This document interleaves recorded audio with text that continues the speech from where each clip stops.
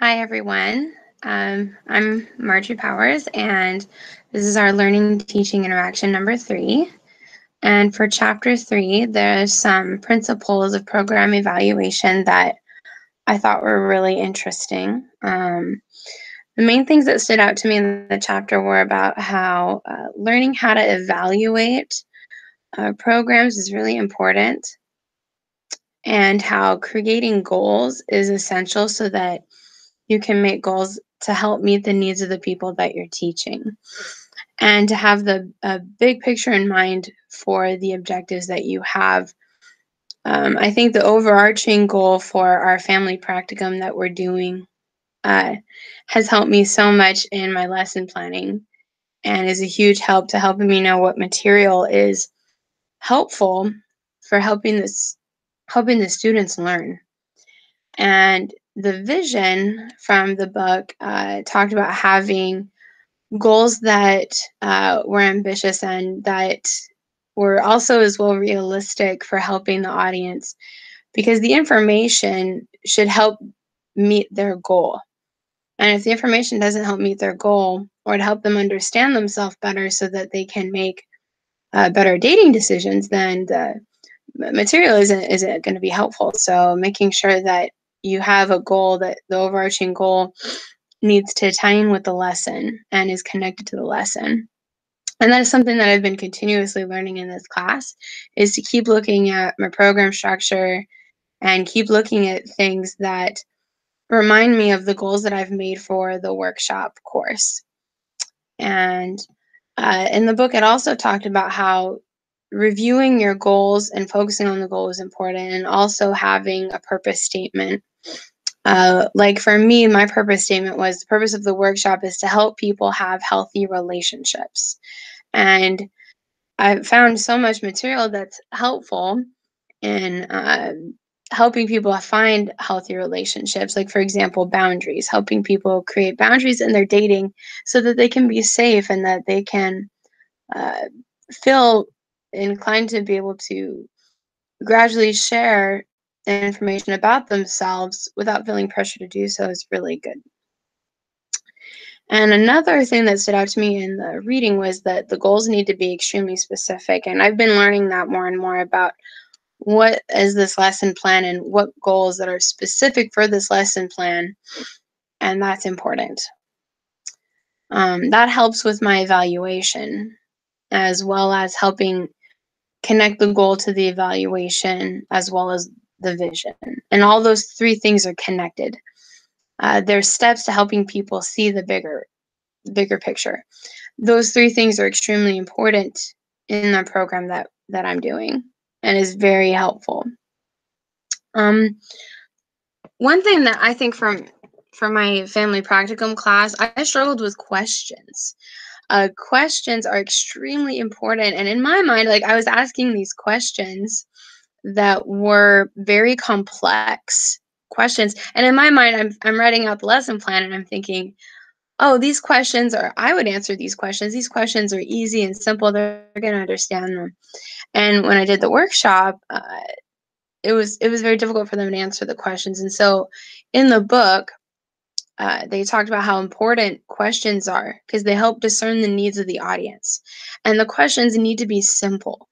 They need to use common language. They can't use words that I may know in marriage and family studies. Uh, and so teaching them those terms is important as well. And so the teaching is very important, that's tied in with the questions. So I've learned a lot about creating more effective questions. For the next lesson plan, I'm going to be focusing on how important these questions are, and are these questions that my participants can answer clearly, and do the questions help them understand the material better, because that's the purpose of the questions. What I learned from the book is it leads to the evaluation of objectives. So the questions need to evaluate what I want to do with them.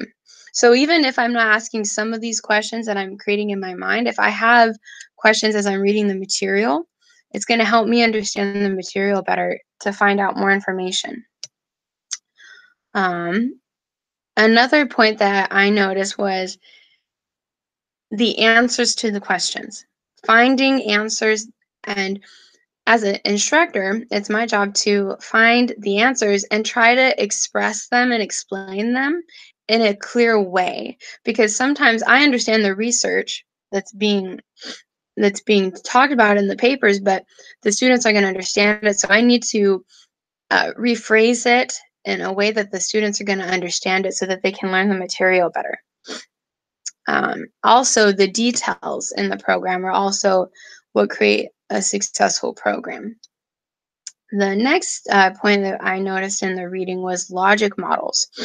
These models help they conceptualize programs, is what they said in the book. And what that means is they conceptualize, sorry, this is better. They help conceptualize the material to make it easier to teach. So if I have a chart, that's going to help me teach the material better and help them understand the material better. And it also discerns a situation better. Like, I'm creating more and more cycle models to help me connect all the information so that the students understand it. So models are very important. It also helps me understand the situation and people's priorities as well.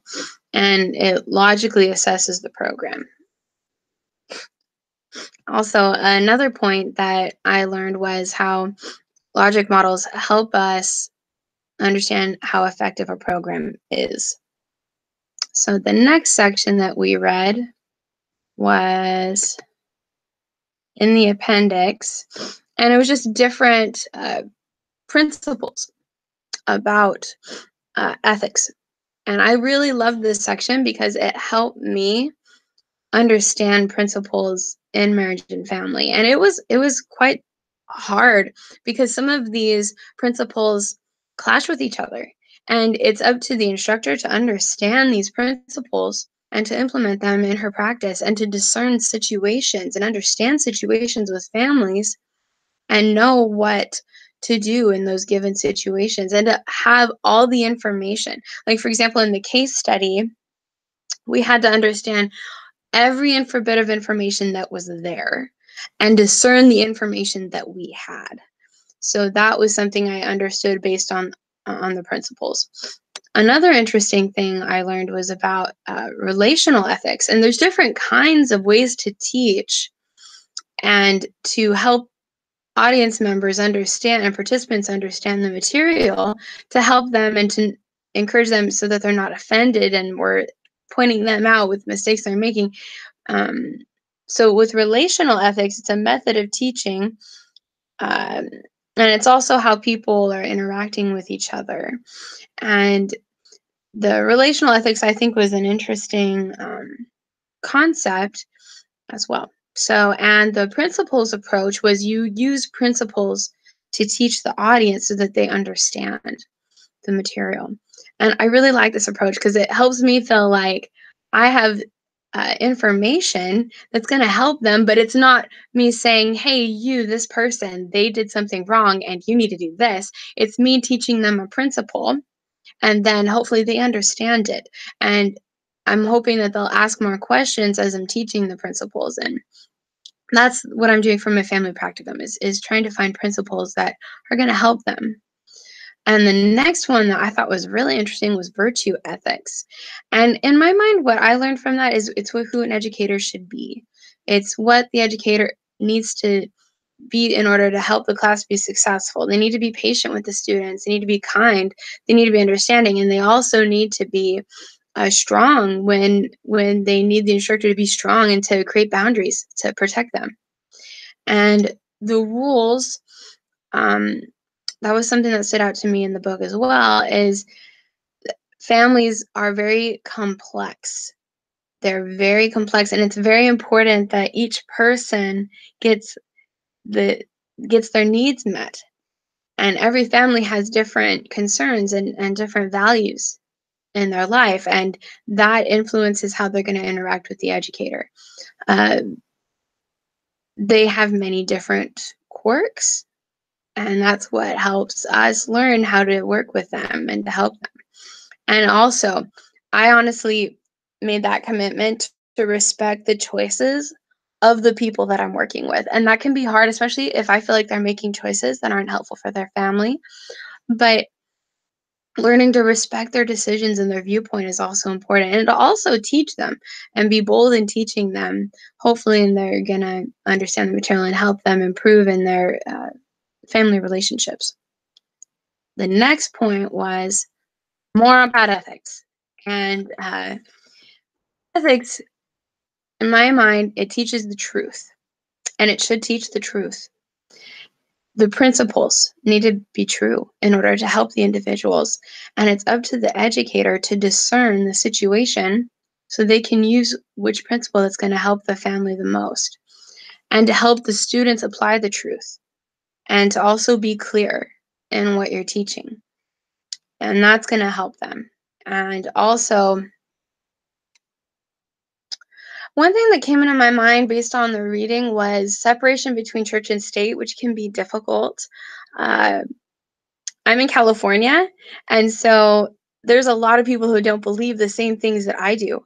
And so it's up to me as an educator to teach them the truth, but I had an instructor who taught me that you can teach the truth without using religious phrases, and that's going to help them.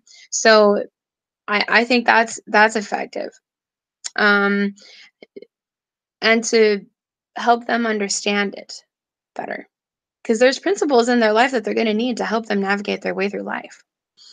Another interesting point was the ethical decision making process. This actually helped me in my relationships with other people. I was reading this and I was like, you could apply this with anything. This is very helpful. And they're pretty much just steps to making decisions. And the first point is identify the relationship with everyone. So you have to identify what kind of relationships the people have that you're teaching. You need to understand that so that you know where they're coming from. If there's a child that comes from a single parent home or anything else, you need to understand the relationships they have in their life and discern that. The other thing is you apply the principles. You respect the parenting decisions. You report if there's an abuse case. There's lots of principles that I need to adhere to in order to help the students learn. The next step was identify tension or conflict. This is hard because on a piece of paper, when you're reading a case study, it's really a lot easier to find the conflict. But when there's someone talking to you about a conflict, for me, it'd be a lot easier if they emailed me and just emailed me their conflict so I could read it. But that might not always be the case. So learning how to listen is really important in identifying conflict and tension. And then you find the solution, you find the answer to the problem, and then you make a decision with what you're going to do based on the solution. And those things are very, very important. And I noticed that that was very helpful in helping me understand the material better. Next section talked about boundaries between parent and family education. So there was this big problem with therapy versus educating, and these two different things, and they both are good things. They both help families, but they both have different roles. And the thing that helped me was when I was reading it, I was thinking, what level do I want to teach for my workshop? And the one I chose was level 2, which is information and advice, which means I'm communicating information to them to help them improve their dating relationships. And the next one, the different sections that they had was asking simple questions that are very clear and to the point, and that was one thing that was really important. And then the next one is engaging the audience is also extremely important. And how do I do this? I don't know. I'm trying to engage the audience, and it was hard this last workshop. But I know that if I ask simpler questions, it'll be easier to engage them in the conversations. One example was I had a clip and the questions were super simple and they were way more willing to share the information. So the questions I had, some of them were too hard, and so I'm going to ask simpler questions. That's really important. Making good referrals for cases that are really hard and they're gonna need a therapist for that, for their situation. Finding information on my topic is important, and also the community resources. The next one that I really liked a lot, but I'm not at that level to teach at level 3, is the feelings and support, which is how to help people receive instruction. And I'd have to be at an educated level where have been teaching a very long time to be able to reach this point. With level 3, it's leaning toward therapy, but it's not 100% therapy. Uh, the participants disclose information to the instructor. I That can be very difficult for an instructor, especially if it's in a group setting. So, in my opinion, I think that if people want to disclose information, it'd have to be not extreme or severe. And if it is extreme or severe, they would need to go to the therapist to get help. This method is not for trauma care. This is meant for people with normal parental stress and that sort of thing. And I thought that another interesting part in the book was the background of the levels and understanding the levels and where they came from. In regard to the feelings and support level for level 3, it was hard in the workshop. Some people were disclosing information that was very personal. And I had to learn how to help that person focus back on the topic and help keep moving the discussion forward, which wasn't easy, but if I practice enough, it'll happen. And the next one is the LFI model. I love models. I like talking about them. They help me understand concepts better. And this helps us understand family behaviors and patterns. And having these models helps us learn and understand these things with families.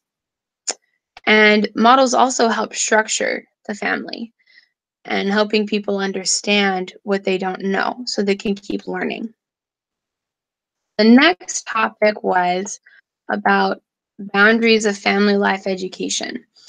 And I think there's so many ways to solve problems. There's no one set way. That's why concept maps and models are very helpful because they help you explore different solutions to problems. And the reconceptualizing paper was very interesting because they helped me understand the pros and cons of the model that they were using for the different levels. And so it was a very interesting paper, and they critiqued the levels very strongly, and I thought that was helpful in helping me learn how to think critically and understand these concepts better. Um, I also think that in family life education, there's so many goals that people have, and you can only meet so many goals in one session of teaching. And so if you pick a topic, make sure that that topic stays on topic for the rest of the class so they understand the material better. And the different things that stood out to me in the reading for family life education were communication, and how communication is very important with the instructor to the students. If this instructor is clear and bold, it'll make it much easier for the students to understand the material. And also in regard to human development, understanding how the human mind develops is what's going to help them in my case with teaching dating skills, because if you understand yourself, it's going to be a lot easier for you to make dating decisions and also making good decisions. Having positive self-esteem means that you believe that you can accomplish a task, and that is something that family life educators need to have and is very important. And the next goal that I thought was interesting was having healthy interpersonal relationships, which means that you have an inspirational way to teach someone. And it's a fine line between what I've learned a lot is the difference between manipulation and inspiration, and how manipulation causes people to have fear in their relationships and causes them to be afraid. And I know most educators that are in this field aren't looking to manipulate, but it's just something that I learned from the reading and from the material. And inspiration encourages you to act. It encourages you to do something and to make a goal. And that is all I have to share today. And thank you so much for listening, and have a wonderful day.